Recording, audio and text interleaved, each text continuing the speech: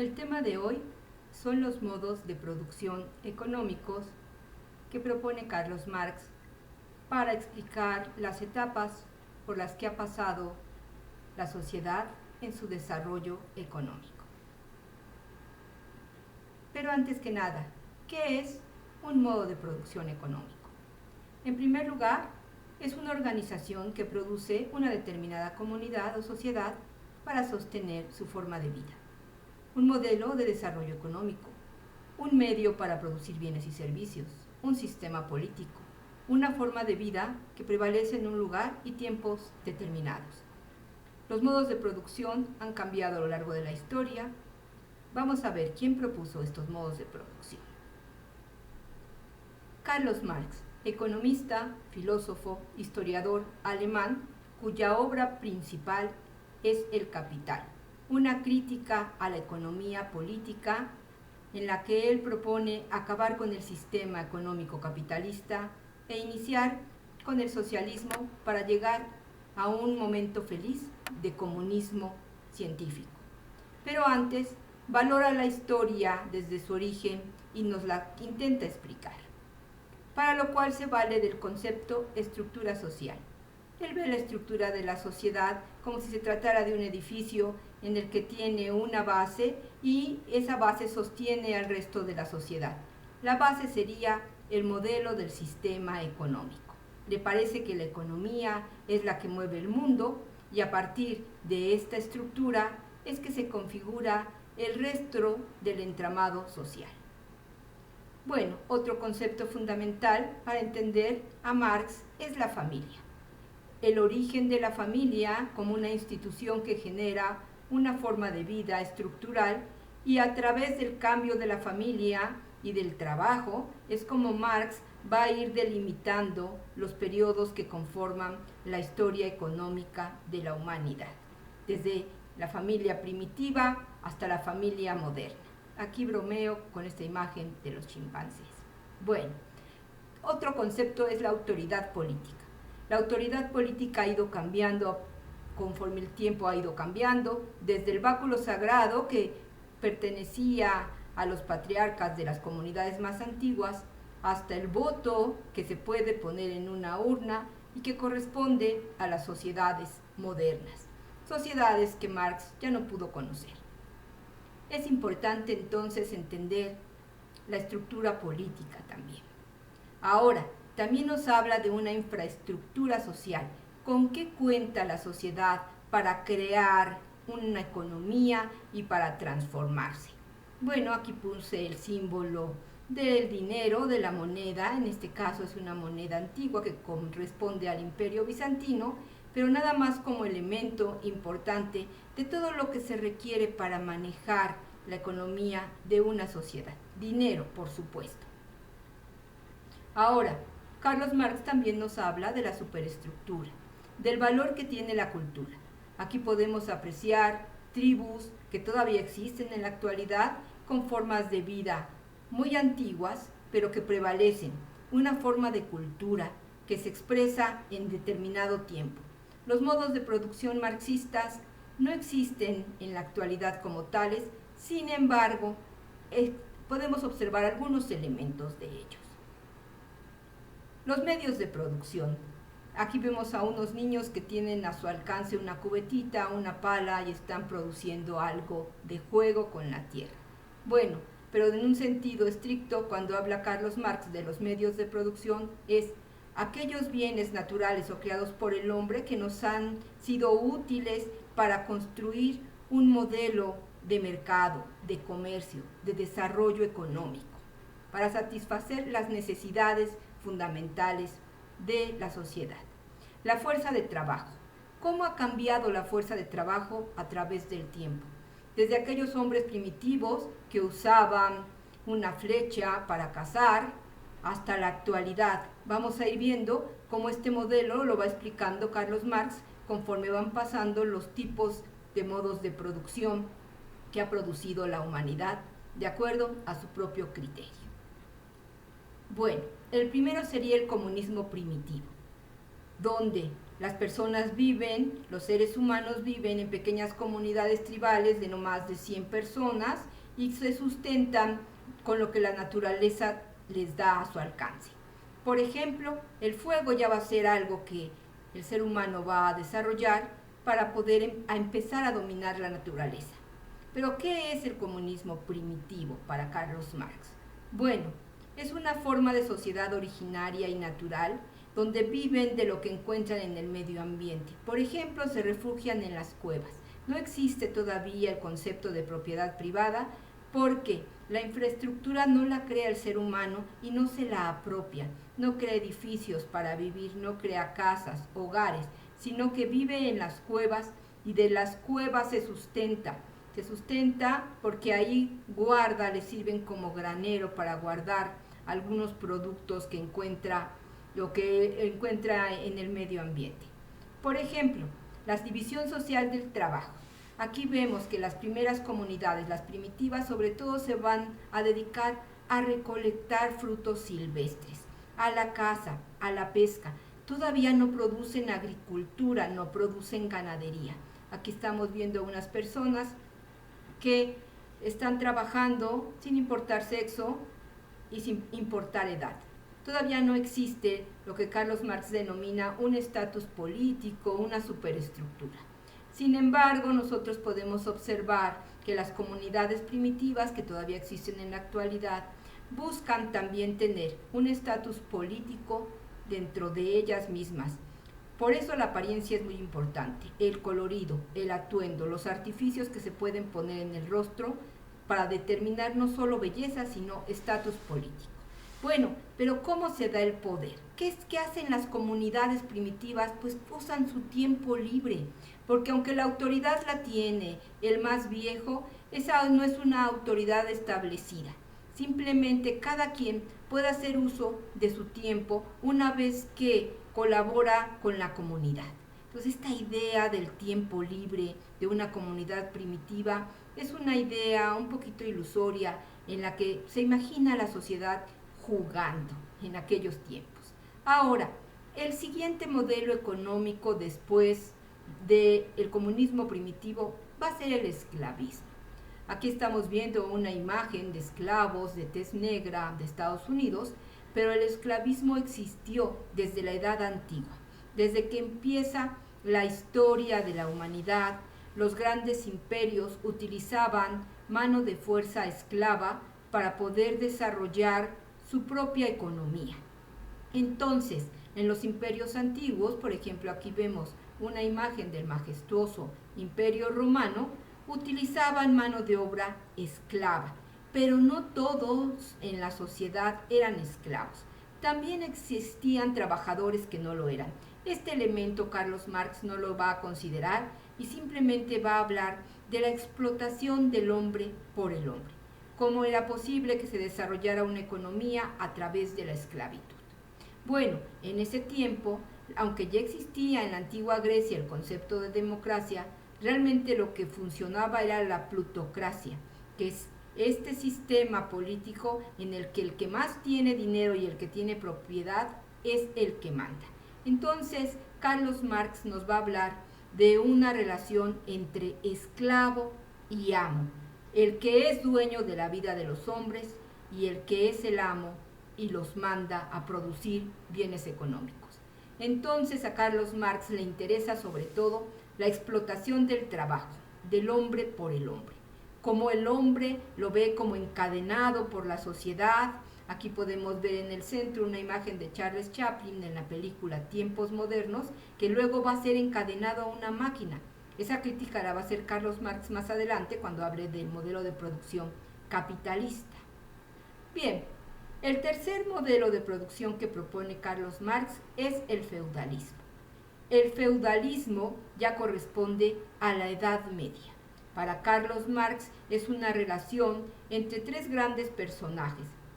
A un costado, en el derecho, podemos ver a un rey, en el superior a un siervo y en el inferior a un vasallo que está recolectando el dinero que obtiene o los bienes o la parte de la cosecha que le corresponde al señor feudal o al rey. Aquí, en el feudalismo, La relación de servidumbre se va a dar entre los nobles y los siervos. Para Carlos Marx, la nobleza o la aristocracia son la gran clase alta y la clase baja, el pueblo, el que no tiene más que su fuerza de trabajo, va a ser el siervo, al que le llama siervo de la gleba. En la actualidad ya se puede distinguir entre el siervo de la gleba y el siervo doméstico. Bueno, hay una filosofía cristiana que Carlos Marx adopta para entender a la sociedad feudal como dividida en tres partes. La sociedad de los que oran. Aquí estamos viendo la figura de un sacerdote, de un gran obispo de la Iglesia Católica, Apostólica y Romana, en el que se supone se fundan los principios sagrados y la relación que se establece entre los que oran, los sacerdotes, luego los que luchan, que sería la imagen medieval del caballero que se va a la guerra y que toma la espada como vasallo de un señor feudal que posee grandes extensiones territoriales. Entonces, esta sería la segunda capa social de la sociedad. Los militares o los caballeros, de forma conocida más tradicional, que van a ser también formando parte de la clase alta. Luego los siervos son los que laboran. Estos no tendrían más que su fuerza de trabajo. Carlos Marx considera que en la Europa de la Edad Media los siervos no poseen bienes materiales, no son dueños de un terreno, sino que tienen que trabajar los terrenos, las tierras del señor feudal. Entonces, los siervos serían los que laboran, los desposeídos, los que mantienen una relación de servidumbre. ¿Por qué? Porque la tierra es comunal, pero no en el sentido que entendemos ahora de que pertenece al conjunto de la comunidad, no, se tiene que trabajar de forma comunal, pero los frutos de la tierra no pertenecen a quien la trabaja, pertenecerán al señor feudal, al gran terrateniente, al aristócrata, al noble. Luego nos propone Carlos Marx que la forma de explotación del trabajo del siervo es a través de la corvia, o sea, un pago en especie que está obligado a dar el siervo al señor feudal o a sus vasallos. O sea, que tiene que formarse para entregar cada determinado tiempo una cantidad de lo que cosechó en la agricultura. Recuérdese que en esta etapa la agricultura es la principal actividad económica. Bueno, el siguiente periodo que Carlos Marx llama como un periodo de transición es el mercantilismo. En el mercantilismo podemos ver cómo inicia el comercio. Aquí puse a dos comerciantes que están contando su dinero y del otro lado a un capitán de una película famosa que cruza los mares como pirata. Ustedes sabrán de quién se trata. Bueno, en esta época, ya es la época moderna, los mercaderes serían, para Carlos Marx, quienes concentran determinada cantidad de dinero, un capital privado, un capital propio, que ya no pertenece a los grandes terratenientes. Estamos viendo que aparece el comercio como una actividad importante y dejando a la agricultura en un segundo nivel de importancia. Entonces los mercaderes serán ya personas sin título de nobleza, que se dedican sobre todo al comercio marítimo. Quizá podemos evocar esta etapa con aquella imagen de las carabelas que cruzan el mar Atlántico para conquistar América, con la imagen de Cristóbal Colón y otros conquistadores. Entonces, el mercantilismo se ubica en esta etapa de comercio ultramarino, ¿verdad? Entonces, ¿qué más nos da Carlos Marx para entenderlo?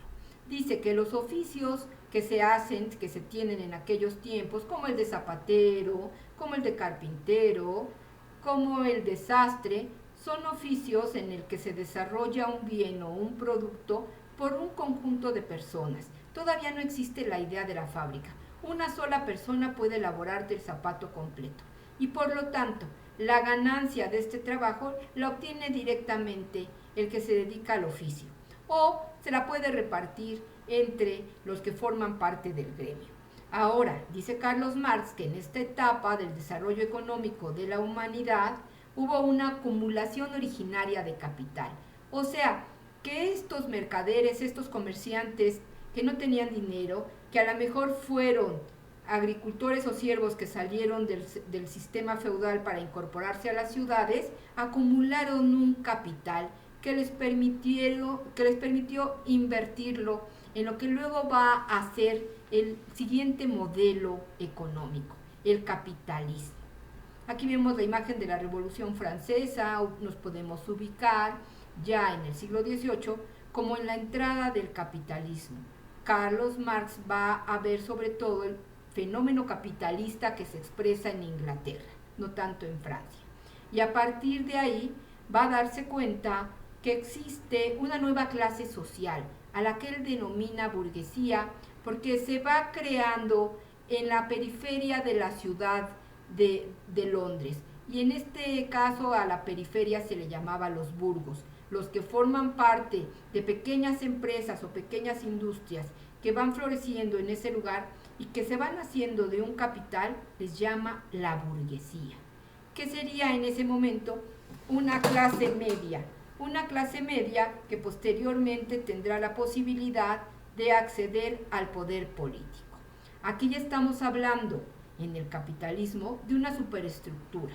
Ya es un sistema que nos está refiriendo Carlos Marx, que nosotros conocemos porque es en el que vivimos, donde hay un sistema republicano con división de poderes, ejecutivo, legislativo y judicial, donde ya las relaciones se establecen en función de un nuevo sistema político, ya no de la monarquía, sino del que en el soberano es el conjunto de la ciudadanía. Bueno, ¿cómo distinguimos entonces el sistema capitalista? Pues porque ya se da una producción industrial. Vemos que llega la locomotora, que llegan las industrias, las fábricas, y Carlos Marx dice que se empiezan a producir las mercancías. La mercancía la ve Carlos Marx como un bien que tiene un poder muy particular. Ahorita explico por qué. Porque dice que la fuerza de trabajo la pone el obrero. El obrero sería para Carlos Marx el esclavo moderno. ¿Por qué? Porque solo posee su musculatura, su fuerza de trabajo. También es una persona desposeída para Carlos Marx, que es explotada en una jornada laboral muy larga, porque piénsese que en el siglo XIX todavía no existen derechos laborales y la jornada es de sol a sombra. Los medios de producción no los posee el obrero, sino el capitalista. Las herramientas, la maquinaria, las edificaciones, es un capital constante, un capital que tiene un valor que no cambia, a diferencia del valor de la fuerza de trabajo del obrero, que cambia porque cambian los obreros. Lo que permanece es la industria. Ahora, el otro elemento que va a incorporar Carlos Marx para explicar el capitalismo es la función que tiene la materia prima, o sea, los insumos que se requieren para la producción de mercancías. Piénsese, por ejemplo, en una lata de jitomate, pues necesitamos jitomate, o en una salsa, cebolla, ajo, chile, etc. La materia prima también para Carlos Marx tiene un valor que va cambiando, es un valor que va cambiando conforme cambia el mercado.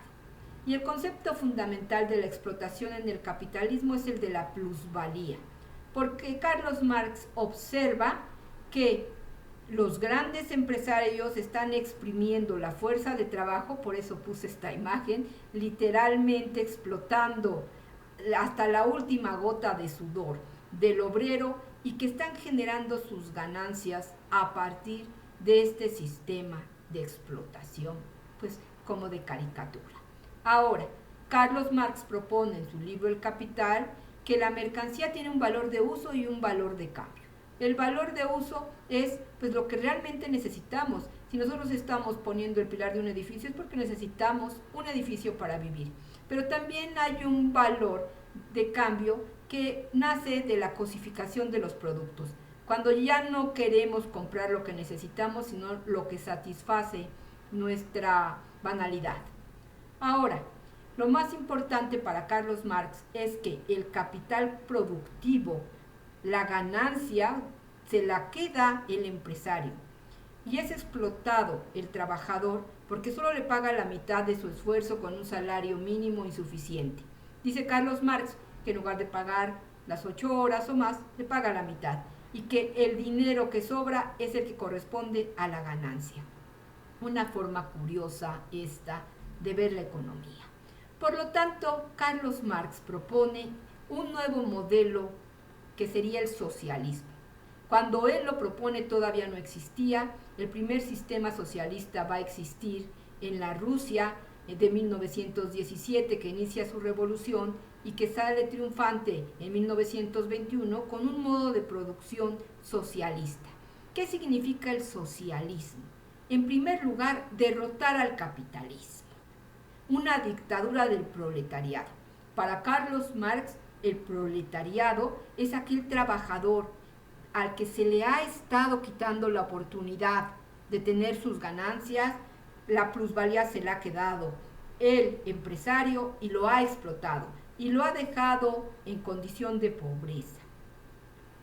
Entonces, el proletariado tiene que tomar el poder y quitarle con las armas sus bienes a la burguesía, a los empresarios.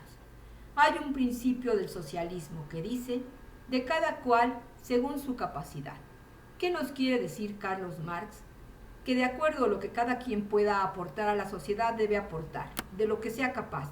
No importa su posición económica, cultural o su educación, pero que de acuerdo a la formación que ha recibido, que eso debe aportar a una sociedad en donde se elimine la propiedad privada, donde la propiedad sea colectiva. ¿Qué significa eso? Que las casas ya no tengan título de propiedad de una sola persona, sino quien la necesite la tenga. Que todos tengan un hogar, que a nadie le falte comida ni sustento, que las necesidades fundamentales estén resueltas, que no tengan frío, que no tengan hambre, que tengan además educación. Pero entonces dice, para que esto pueda ocurrir, es necesario que cada quien satisfaga sus necesidades, las más básicas. Pues si no va a haber abundancia, por lo menos que todos los niños tomen leche y que todo mundo tenga trabajo, aunque el trabajo sea un trabajo modesto. Y entonces propone que sean los trabajadores los que se organicen en sindicatos y que sean el nuevo gobierno. Propone el gobierno del proletariado, el gobierno de los pobres, para que dejen de serlo. Es una idea que se llevó a cabo en algunos países. Y luego Carlos Marx propone un último modelo de producción al que denomina el comunismo científico. No ha existido en la actualidad, ni en teoría ni en la práctica, pero es una idea que yo creo que se puede ver con esta imagen, donde la fuerza de trabajo ya se convierte en una fuerza intelectual, pero con las ventajas del primer comunismo que produce la humanidad, del comunismo primitivo, pero ahora científico. ¿Por qué?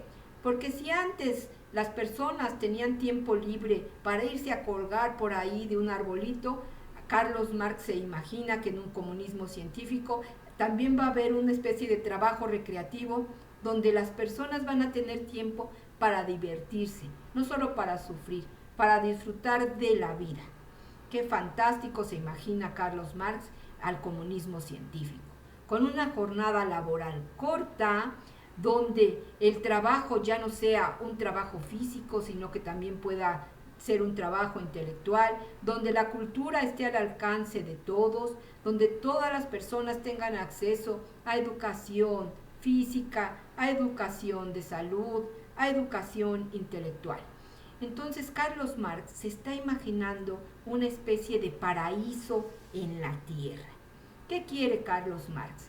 Que la ciencia y la cultura sean del pueblo y para el pueblo, y que el pueblo la difunda. El pueblo son todos. Piensa entonces que cada quien puede proponer, de acuerdo con su creatividad, alguna aportación intelectual a la sociedad, a la humanidad, y que dejemos de vivir en un sistema donde haya ricos y haya pobres, donde todos tengamos todo lo que necesitamos. Bueno, Esa sería también la idea de una propiedad colectiva, como al principio lo era, donde la tierra era de todos, donde el agua era de todos. Entonces, si todo es de todos, nadie se la apropia. Si no hay propiedad privada, de acuerdo a esta idea de Carlos Marx, pues entonces tampoco hay quien abuse y quien se quede con más y unos tengan menos, sino que todo se reparta de una manera justa e igualitaria entre quien lo necesite, ¿verdad? Entonces, Carlos Marx nos está proponiendo un concepto de justicia muy socialista, muy comunista, en el que lo justo no es que se cumpla una ley y que esa ley se aplique y quien no la cumpla se vaya a la cárcel. No, lo justo es que nadie cometa crímenes. Es una idea un poco extraña, donde no haya necesidad de represión porque todo mundo adquirió cultura y vive en una situación de bienestar. Como podemos observar con estas imágenes que les he puesto del arte soviético, que fue la Unión de Repúblicas Socialistas Soviéticas, el primer caso de comunismo o en este caso de socialismo, pues estas imágenes muestran una sociedad perfecta, una familia perfecta, donde ya no importa lo banal, no importa la belleza física, solo la belleza intelectual. Bueno, el comunismo existe en la actualidad como una gran ideología. Algunos todavía comparten estos principios marxistas, otros lo vemos, como es mi caso, como una forma de pensar anacrónica que no nos es útil para comprender en gran medida la forma en la que se ha transformado la humanidad y cómo funciona el sistema económico de mercado. Hasta aquí llegaría con el tema de la clase de hoy.